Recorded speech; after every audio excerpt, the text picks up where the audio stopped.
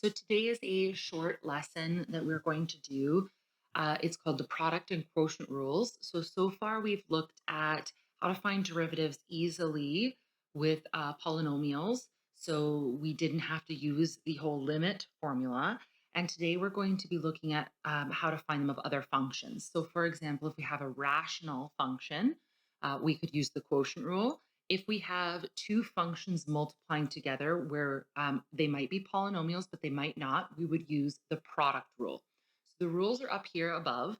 If we had a traditional test for this chapter, you would be expected to know those. If you take calculus in university, you will be expected to know those. They will not give these to you.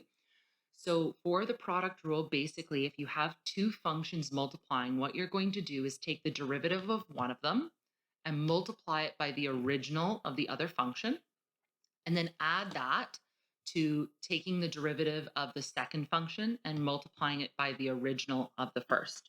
So a little mnemonic to help you here is fig plus gif. So this would be f prime times g, the derivative of f times your original other function g, plus g prime f, the derivative of the other function g times the original of the first function f. The quotient rule is much more difficult. People get this one wrong all the time. For product rule, it does not matter what order you do these in, because let's say 2 plus 3 is the same as 3 plus 2. However, for the quotient rule, notice how there is a minus in the middle.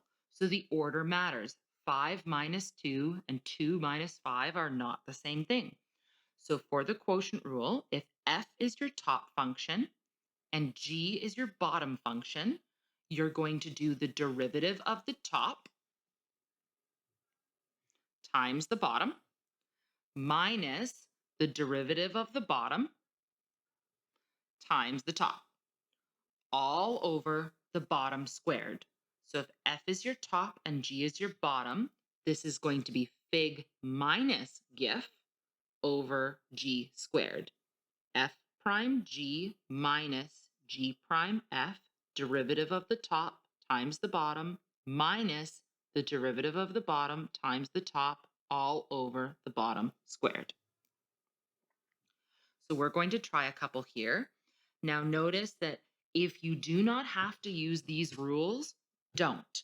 So for example, this first one, we have what looks like some function f and some function g multiplying together.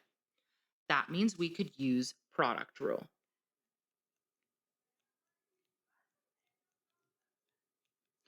Alternatively, we could expand all these brackets, get a new polynomial as our y, and then find the derivative.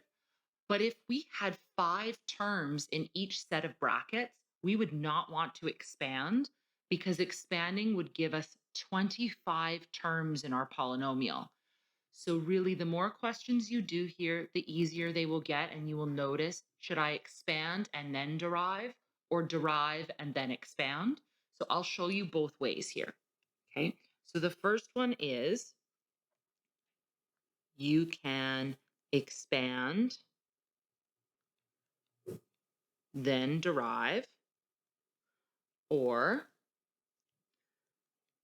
you can derive and then expand.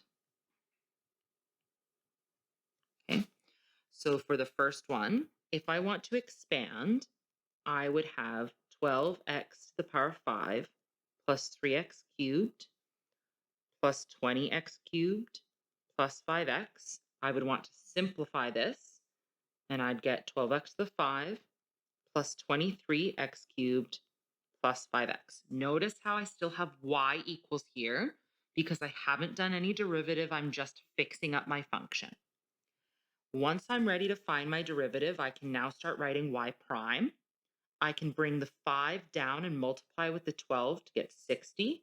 X to the power of 4. My exponent reduces by 1. Then I would have 69 x to the power of 2. Bring down the 3, reduce it by 1. And then I would have 5. And I'm done. Again, if I had longer functions for f and g, I would not want to do it this way. I would want to do it using option 2.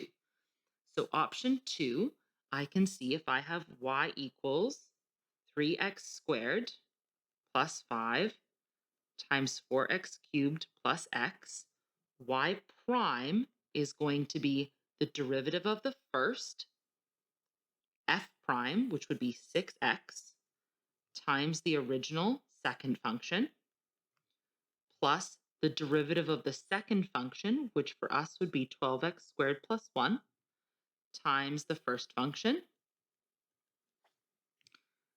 So here you can see that this is my f prime, this is my g, this is my g prime, and this is my f. From my original, this was f and this was g. Okay. Now I can expand my brackets and collect my like terms. So I have 24x to the fourth plus 6x squared plus I have 36x to the fourth plus 60x squared plus 3x squared plus 5. And I can collect my like terms. In total, this gives me 60x to the fourth plus 69x squared plus 5. I have the same answer I had in the other method. Okay. Method 1 is not always possible. If one of my functions was, say, x squared, and my other function was something like cosine, we can't expand. We would have to use the product rule. Okay. So, really depending on the situation, whether we can expand or not. All right. We'll try one with quotient rule. So, quotient rule, I'm just going to not scroll too far for the moment. This is my f, and this is my g. Okay. So, if I want to find y prime, it's f prime times g minus g prime times f all over g squared.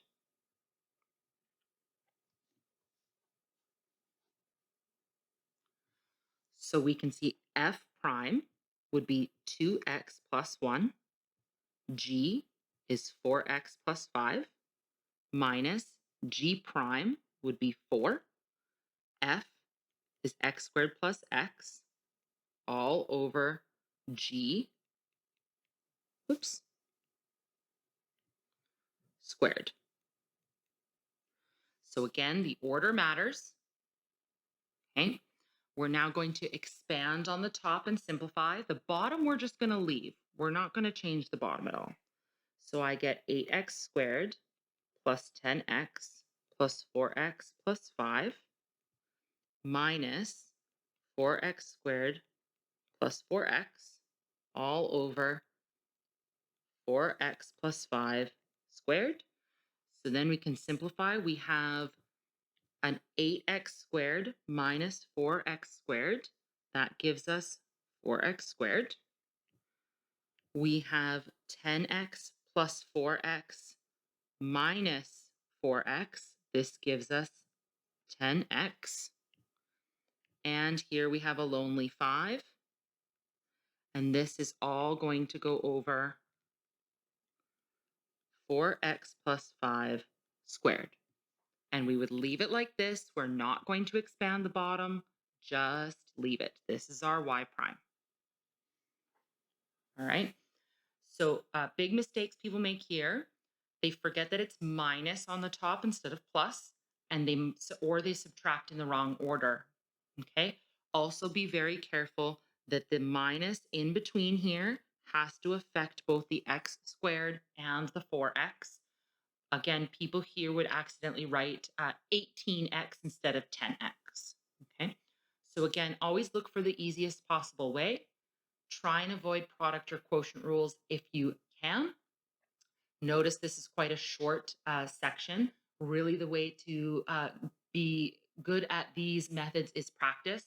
Again, as I've been saying, the end of the sheet here with all your practice questions, way more than you would need to do. Do what you need until you feel like, hey, I've got this. I can do these, no problem. The board questions, same thing. Some of them are a bit tricky. All right. Also today, I'm going to ask that you take a look at the trig review sheet because the next set of notes is going to be finding derivatives of trig functions. Okay.